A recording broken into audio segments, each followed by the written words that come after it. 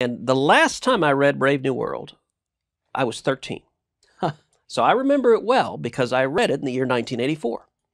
I was in 8th grade. And my 8th grade teacher, Mr. Waugh, he thought it was very clever to assign 1984 in 1984. Right. And we read 1984, we read Brave New World, and we read Animal Farm. Huh.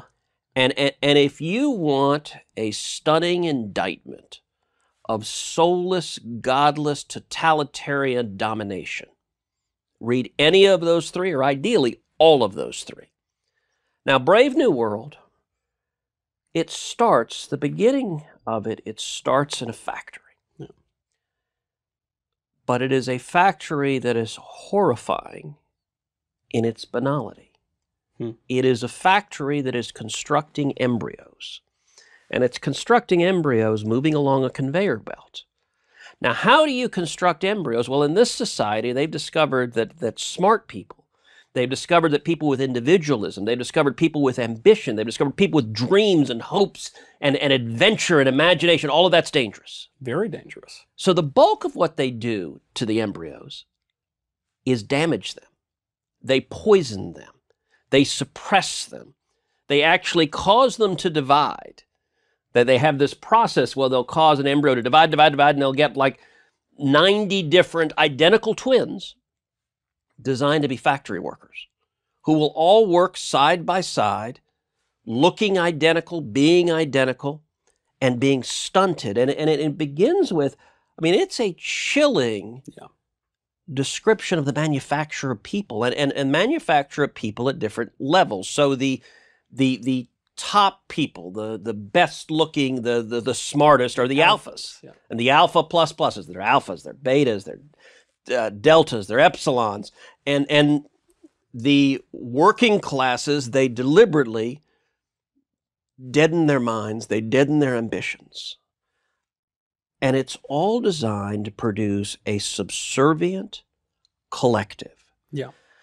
Reading it now, the similarities, to communism. Yeah. Communism is the ultimate totalitarian communal state. Everyone belongs to everyone. So it's interesting. In Brave New World, there are all of these truisms that sound wonderful, but they're all about destroying self, destroying who you are. They're all perverse. They're all, they're even, every expectation you would have of a good society, this is inverted. So for instance, the sort of chief female character, Lenina, is scolded by her friend because she's not being promiscuous enough.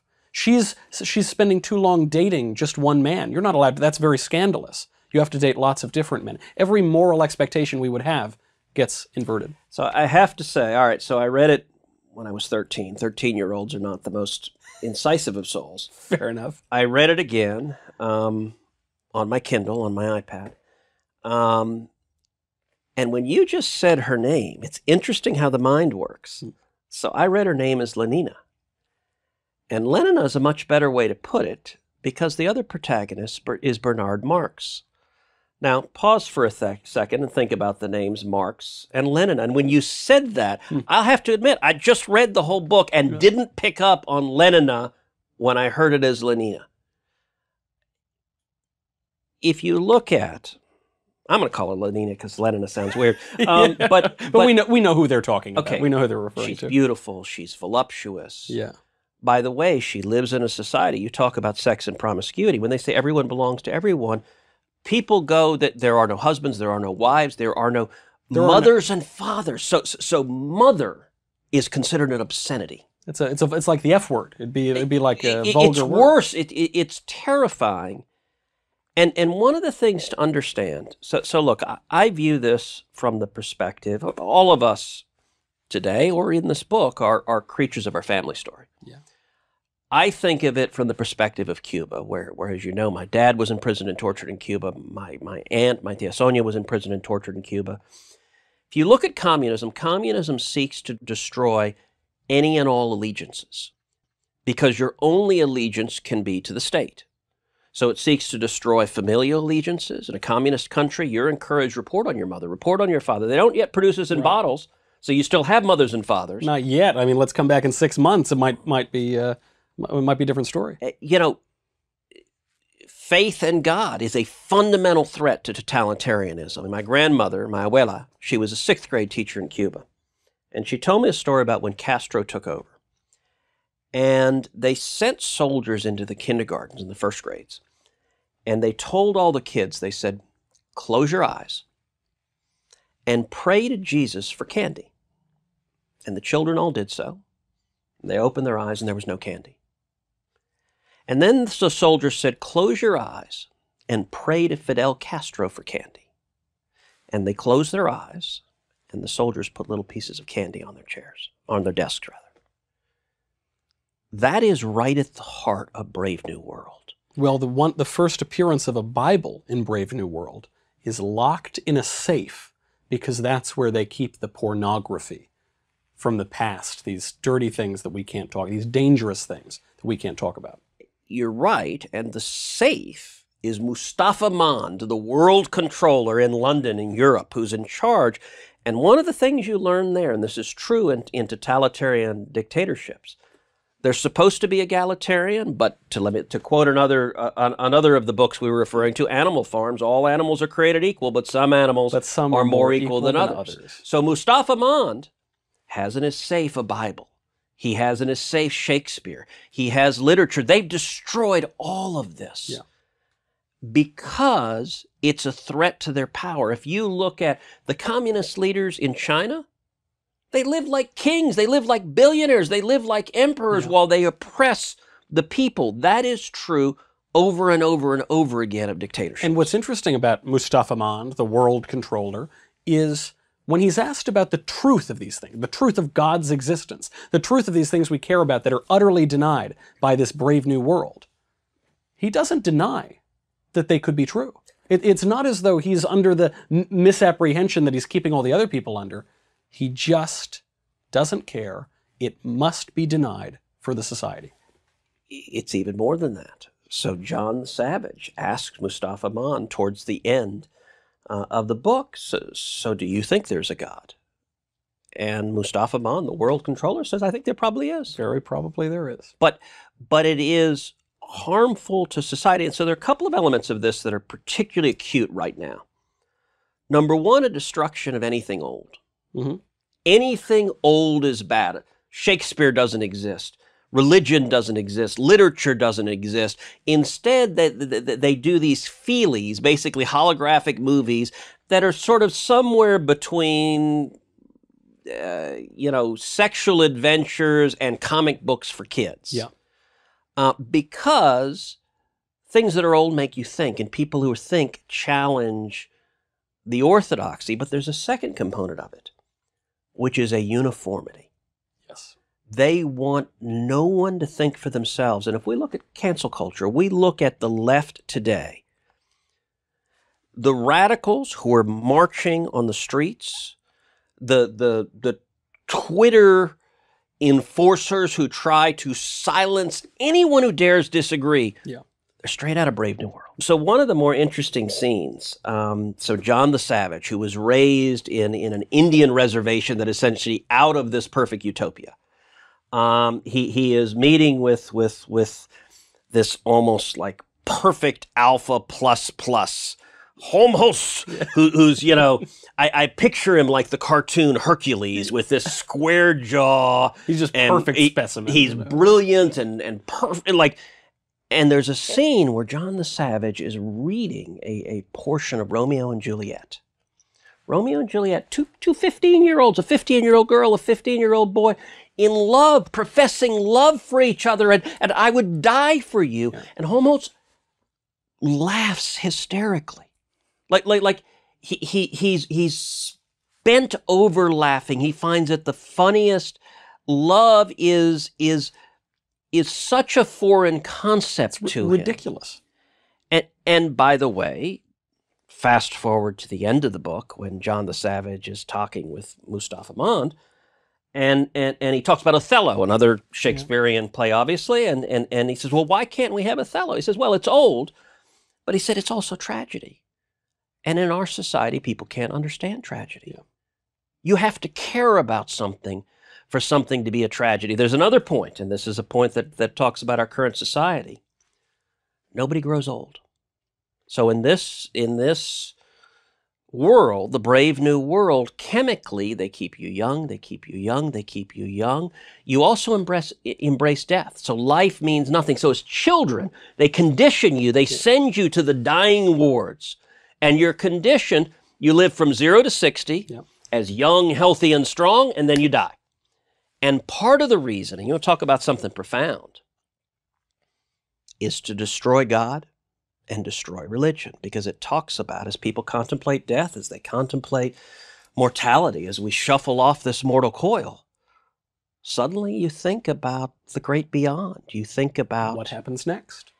And if you're young and drugged up in blissful, superficial nothingness, then you're less likely to seek out God.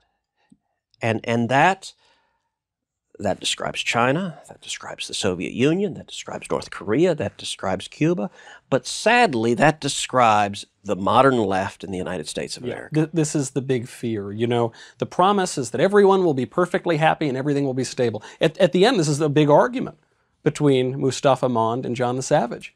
He says, you're demanding the right to be unhappy. And ultimately, so John the Savage, he is the product of a tryst between the director of the factory, who 20, 30 years earlier had taken a vacation to the reservation. And he had been with this pretty young girl, and they're in this reservation in New Mexico. Yeah. And she stumbles and falls and gets abandoned there. And the director of the factory goes back to London and is all moving on. Well, it turns out that she's pregnant. She was not one of the sterilized infants created. She's pregnant, and she's born among these Native Americans who, you know, and it's kind of an amalgamation of Native American culture, but with religion that has self-flagellation, that combines Jesus with sort of ritual deities, right. And so a couple of things are interesting. One, she gets old. Yeah. Because she's no longer being drugged up by the society. Chemically perfect. And her son John is raised in this reservation, and then Bernard Marx and Lenina go to visit and find him. They bring him back. They bring her back. So what happens? The director of the factory gets fired. Yeah. Like, he has sired a child, and she is the mother. I mean, it's the most disgusting thing you could imagine. But the society is horrified by her. And by the way, she's described as a woman in her 40s. A woman in her 40s who had the ordinary ravages of age. So she got a little bit chubby, she had some wrinkles.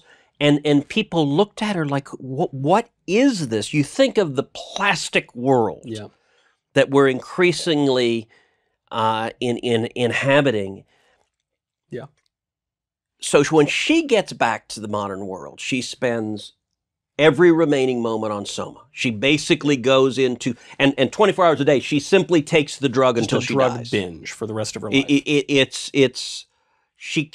She has been programmed. The conflict between her programming and her experience are so stark. So John the Savage, as you noted, the final paragraph of the book, he pulls away from society. He tries to live on his own. He tries to, but he punishes himself. He drinks a mixture of warm water and mustard to make himself throw up, and he has a whip that he whips himself. Yeah. And at the end, society treats him like entertainment. Yeah. And the helicopters come and they see him with the whip, and it gets made into a movie that people find, oh, the Savage, he whips him. And at the end, the final chapter, it is, I would say bittersweet, but it's just bitter.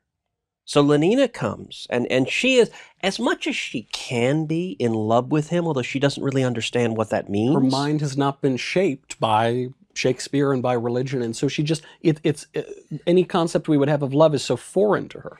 He beats her with the whip, and then he beats himself, And the people from the society who've come, and they've come like sightseers, they begin beating themselves as entertainment. Yeah. And he finally, hopelessly hangs himself, and that's how the book ends.